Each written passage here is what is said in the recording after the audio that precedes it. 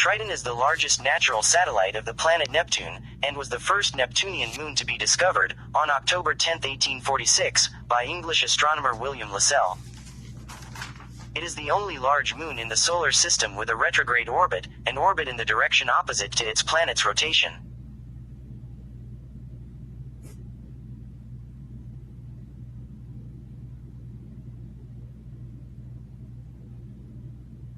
Because of its retrograde orbit and composition similar to Pluto, Triton is thought to have been a dwarf planet, captured from the Kuiper Belt. At 1,680 miles in diameter, it is the seventh largest moon in the solar system, the only satellite of Neptune massive enough to be in hydrostatic equilibrium, the second largest planetary moon in relation to its primary after the Earth's moon, and larger than Pluto.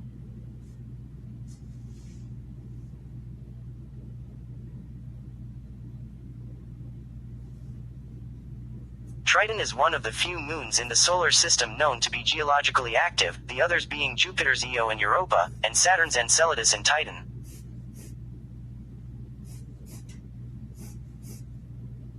As a consequence, its surface is relatively new, with few obvious impact craters.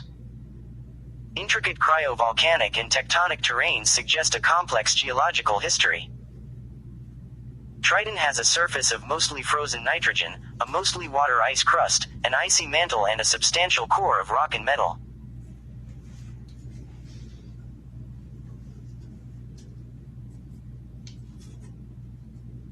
The core makes up 66% of its total mass.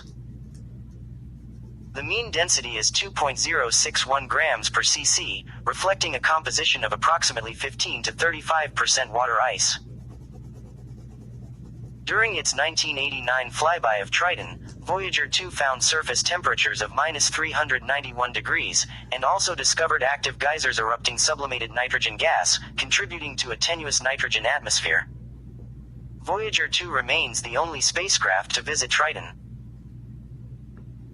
As the probe was only able to study about 40% of the Moon's surface, future missions have been proposed to revisit the Neptune system with a focus on Triton. Triton was discovered by British astronomer William Lassell on October 10, 1846, just 17 days after the discovery of Neptune. When John Herschel received news of Neptune's discovery, he wrote to Lassell suggesting he search for possible moons. Lassell did so and discovered Triton 8 days later. Lassell also claimed for a period to have discovered rings. Although Neptune was later confirmed to have rings, they are so faint and dark that it is not plausible he actually saw them. A brewer by trade, Lassell spotted Triton with his self-built approximately 24-inch aperture metal mirror reflecting telescope, also known as the 2-foot reflector. This telescope was later donated to the Royal Observatory, Greenwich in the 1880s, but was eventually dismantled. What the fuck? Triton is named after the Greek sea god Triton, the son of Poseidon, the Greek god corresponding to the Roman Neptune. The name was first proposed by Camille Flammarion in his 1880 book Astronomie Populaire, and was officially adopted many decades later. Until the discovery of the second moon Nereid in 1949, Triton was commonly referred to as the satellite of Neptune. Lassell did not name his own discovery. He later successfully suggested the name Hyperion, previously chosen by John Herschel, for the eighth moon of Saturn when he discovered it. Triton is unique among all large moons in the solar system for its retrograde orbit around its planet, i.e. it orbits in a direction opposite to the planet's rotation. Most of the outer irregular moons of Jupiter and Saturn also have retrograde orbits, as do some of Uranus's outer moons. However, these moons are all much more distant from their primaries, and are small in comparison. The largest of them, Phoebe, has only 8% of the diameter, and 0.03% of the mass of Triton. Triton's orbit is associated with two tilts, the obliquity of Neptune's rotation to Neptune's orbit, 30 degrees, and the inclination of Triton's orbit to Neptune's rotation, 157 degrees, and inclination over 90 degrees indicates retrograde motion. Triton's orbit precesses forward relative to Neptune's rotation with a period of about 678 Earth years, 4.1 Neptunian years, making its Neptune orbit relative inclination vary between 127 degrees and 173 degrees. That inclination is currently 130 degrees. Triton's orbit is now near its maximum departure from coplanarity with Neptune's. Triton's rotation is tidally locked to be synchronous with its orbit around Neptune. It keeps one face oriented toward the planet at all times. Its equator is almost exactly aligned with its orbital plane. At the present time, Triton's rotational axis is about 40 degrees from Neptune's orbital plane, and hence at some point during Neptune's year each pole points fairly close to the Sun, almost like the poles of Uranus. Neptune's axial tilt is 28 degrees, so adding 40 degrees means Triton can currently have a maximum axial tilt of 68 degrees relative to the Sun. As Neptune orbits the Sun, Triton's polar regions take turns facing the Sun, resulting in seasonal changes as one pole, then the other, moves into the sunlight. Such changes were observed in 2010. Triton's revolution around Neptune has become a nearly perfect circle with an eccentricity of almost zero. Viscoelastic damping from tides alone is not thought to be capable of circularizing Triton's orbit in the time since the origin of the system, and gas drag from a prograde debris disk is likely to have played a substantial role. Tidal interactions also cause Triton's orbit, which is already closer to Neptune than the Moon is to Earth, to gradually decay further. Predictions are that 3,600,000,000 years from now, Triton will pass within Neptune's Roche limit. This will result in either a collision with Neptune's atmosphere or the breakup of Triton, forming a new ring system similar to that found around Saturn. Holy fucking cock. Moons in retrograde orbits cannot form in the same region of the solar nebula as the planets they orbit, so Triton must have been captured from elsewhere. It might therefore have originated in the Kuiper Belt, a ring of small icy objects extending from just inside the orbit of Neptune to about 50 astronomical units, 4,650,000,000 miles, from the Sun. Thought to be the point of origin for the majority of short-period comets observed from Earth, the belt is also home to several large, planet-like bodies including Pluto, which is now recognized as the largest in a population of Kuiper Belt objects, the Plutinos, locked in resonant orbits with Neptune. Triton is only slightly larger than Pluto and nearly identical in composition, which has led to the hypothesis that the two share a common origin. The proposed capture of Triton may explain several features of the Neptunian system, including the extremely eccentric orbit of Neptune's moon Nereid and the scarcity of moons as compared to the other giant planets.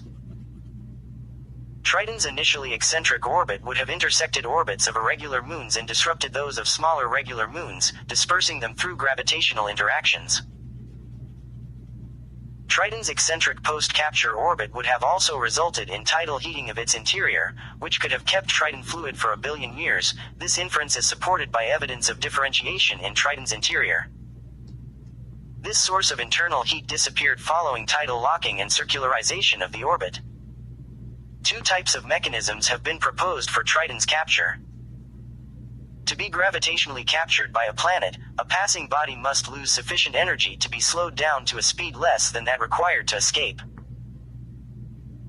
An early theory of how Triton may have been slowed was by collision with another object, either one that happened to be passing by Neptune, which is unlikely, or a moon or proto-moon in orbit around Neptune, which is more likely. A more recent hypothesis suggests that, before its capture, Triton was part of a binary system. When this binary encountered Neptune, it interacted in such a way that the binary dissociated, with one portion of the binary expelled, and the other, Triton, becoming bound to Neptune.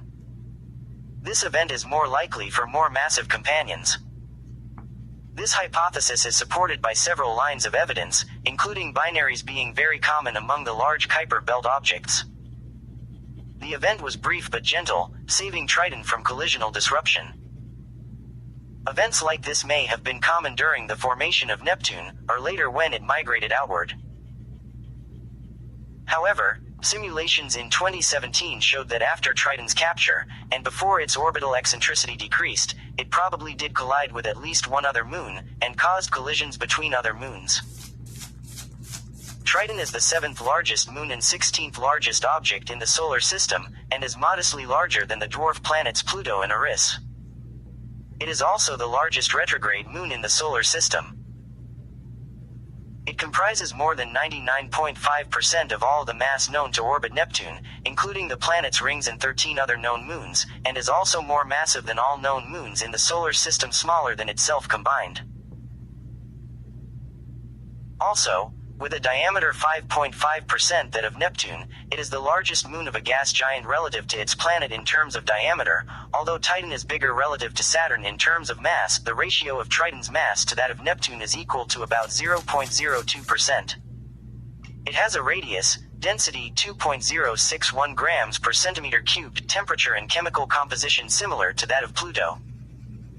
Triton's surface is covered with a transparent layer of annealed frozen nitrogen.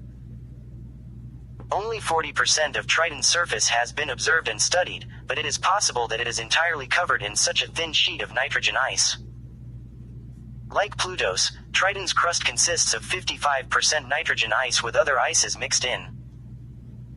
Water ice comprises 15 to 35% and frozen carbon dioxide, dry ice the remaining 10 to 20%. Trace ices include 0.1% methane and 0.05% carbon monoxide. There could also be ammonia ice on the surface, as there are indications of ammonia dihydrate in the lithosphere.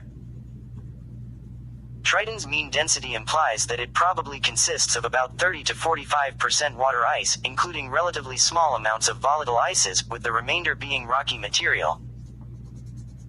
Triton's surface area is 23 million square kilometers, which is 4.5% of Earth, or 15.5% of Earth's land area. Triton has a considerably and unusually high albedo, reflecting 60 to 95% of the sunlight that reaches it, and it has changed only slightly since the first observations. By comparison, the Moon reflects only 11%.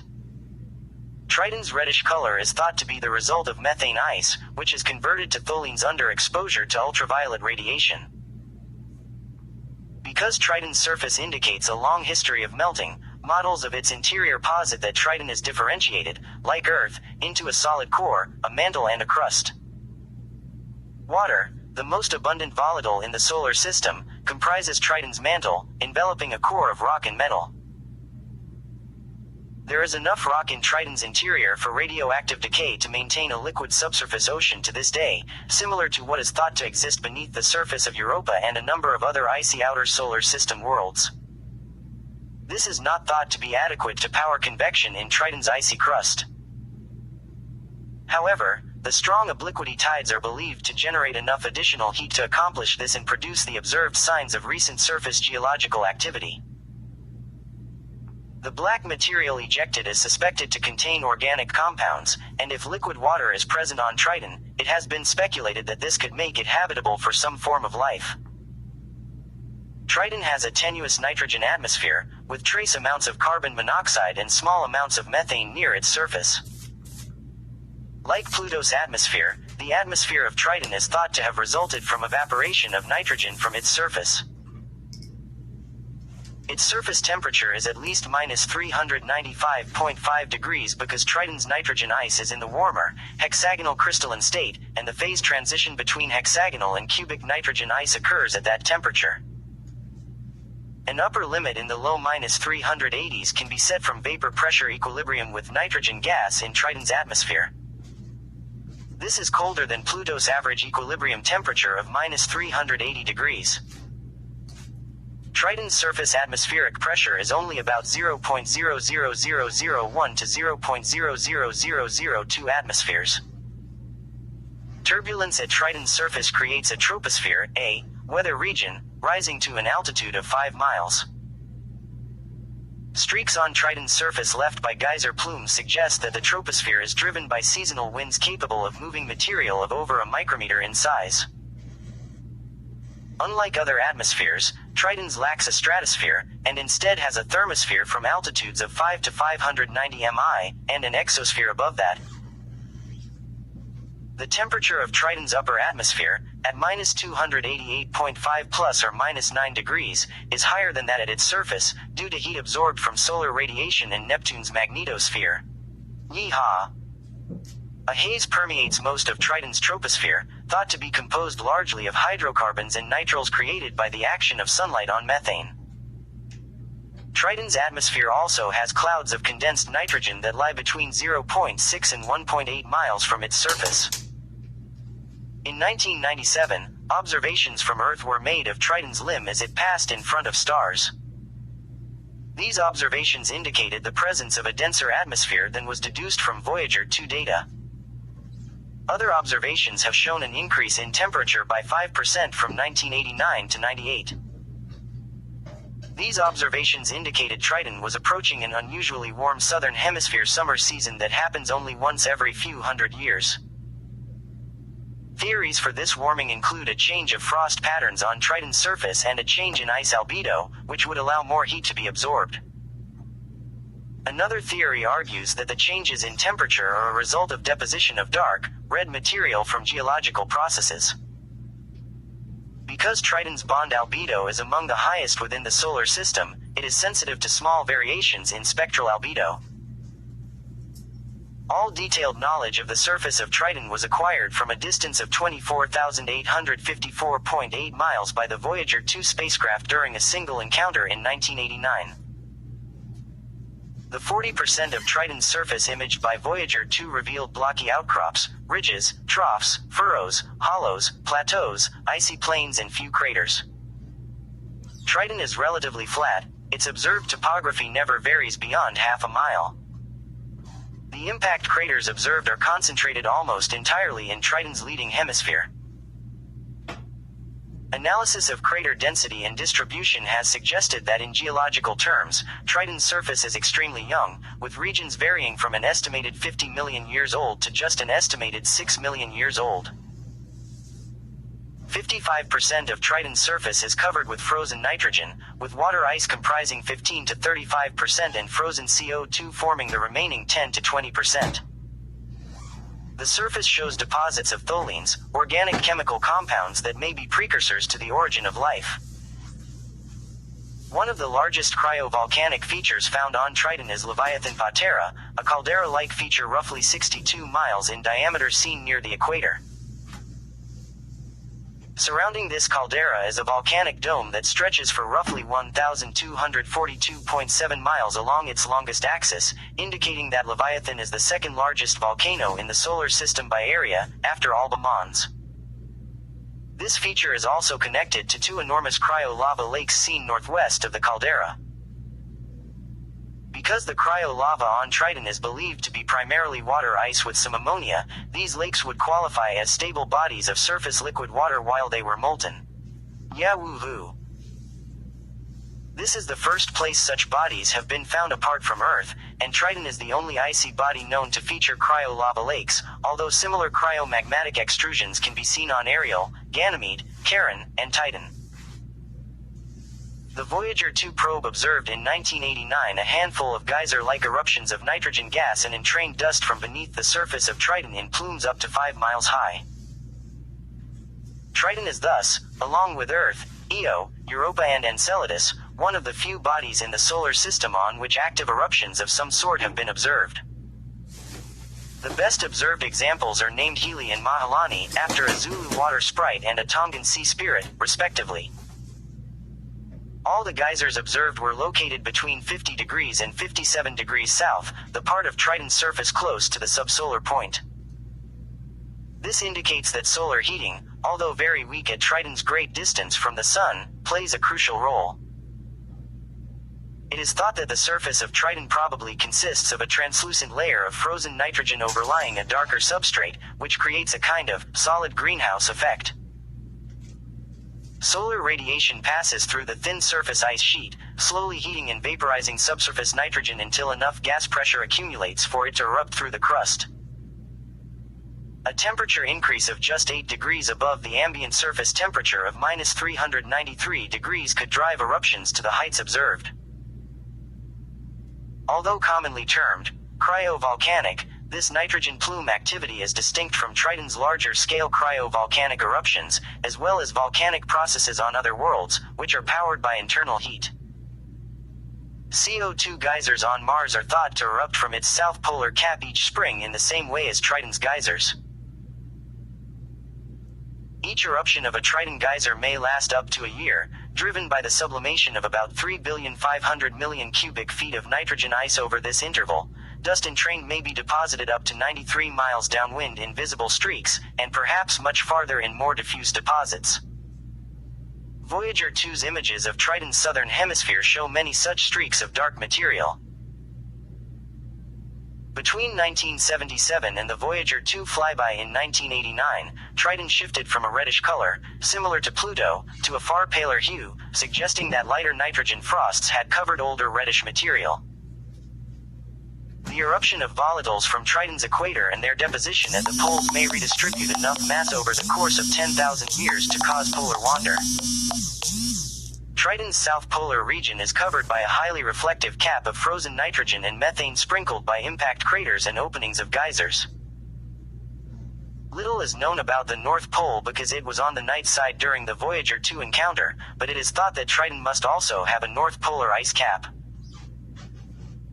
The high plains found on Triton's eastern hemisphere, such as Cipango Planum, cover over and blot out older features, and are therefore almost certainly the result of icy lava washing over the previous landscape. The plains are dotted with pits, such as Leviathan Patera, which are probably the vents from which this lava emerged. The composition of the lava is unknown, although a mixture of ammonia and water is suspected. 4 roughly circular, walled plains have been identified on Triton. They are the flattest regions so far discovered, with a variance in altitude of less than 656 feet. They are thought to have formed from eruption of icy lava. The plains near Triton's eastern limb are dotted with black spots, the maculae. Some maculae are simple dark spots with diffuse boundaries, and others comprise a dark central patch surrounded by a white halo with sharp boundaries. The maculae typically have diameters of about 62 miles and widths of the halos of between 12.4 and 18.6 miles. There are extensive ridges and valleys in complex patterns across Triton's surface, probably the result of freeze-thaw cycles. Many also appear to be tectonic in nature and may result from extension or strike-slip faulting. There are long double ridges of ice with central troughs bearing a strong resemblance to Europan Linei, although they have a larger scale, and which may have a similar origin, possibly shear heating from strike-slip motion along faults caused by diurnal tidal stresses experienced before Triton's orbit was fully circularized. These faults with parallel ridges expelled from the interior cross-complex terrain with valleys in the equatorial region. The ridges and furrows, or sulci, such as Yasu sulci, Ho sulci, and Lo sulci, are thought to be of intermediate age in Triton's geological history, and in many cases to have formed concurrently. They tend to be clustered in groups or packets. Triton's western hemisphere consists of a strange series of fissures and depressions known as cantaloupe terrain, because of its resemblance to the skin of a cantaloupe melon. Although it has few craters, it is thought that this is the oldest terrain on Triton. It probably covers much of Triton's western half. Cantaloupe terrain, which is mostly dirty water ice, is only known to exist on Triton. It contains depressions 18.6 and 24.8 miles in diameter. The depressions cavity are probably not impact craters because they are all of similar size and have smooth curves. The leading hypothesis for their formation is diaperism, the rising of lumps of less dense material through a stratum of denser material. Alternative hypotheses include formation by collapses, or by flooding caused by cryovolcanism. Due to constant erasure and modification by ongoing geological activity, impact craters on Triton's surface are relatively rare. A census of Triton's craters imaged by Voyager 2 found only 179 that were incontestably of impact origin, compared with 835 observed for Uranus's moon Miranda, which has only 3% of Triton's surface area. The largest crater observed on Triton thought to have been created by an impact is a 17 miles feature called Mazamba. Although larger craters have been observed, they are generally thought to be volcanic in nature. The few impact craters on Triton are almost all concentrated in the leading hemisphere, that facing the direction of the orbital motion, with the majority concentrated around the equator between 30 degrees and 70 degrees longitude, resulting from material swept up from orbit around Neptune. Because it orbits with one side permanently facing the planet, astronomers expect that Triton should have fewer impacts on its trailing hemisphere, due to impacts on the leading hemisphere being more frequent and more violent. Voyager 2 imaged only 40% of Triton's surface, so this remains uncertain. However, the observed cratering asymmetry exceeds what can be explained on the basis of the impactor populations, and implies a younger surface age for the crater-free regions as less than or equal to 6 million years old than for the cratered regions as less than or equal to 50 million years old. The orbital properties of Triton were already determined with high accuracy in the 19th century. It was found to have a retrograde orbit, at a very high angle of inclination to the plane of Neptune's orbit. The first detailed observations of Triton were not made until 1930. Little was known about the satellite until Voyager 2 flew by in 1989. Before the flyby of Voyager 2, astronomers suspected that Triton might have liquid nitrogen seas and a nitrogen-methane atmosphere with a density as much as 30% that of Earth. Like the famous overestimates of the atmospheric density of Mars, this proved incorrect. As with Mars, a denser atmosphere is postulated for its early history. The first attempt to measure the diameter of Triton was made by Gerard Kuiper in 1954. He obtained a value of 2,361 miles.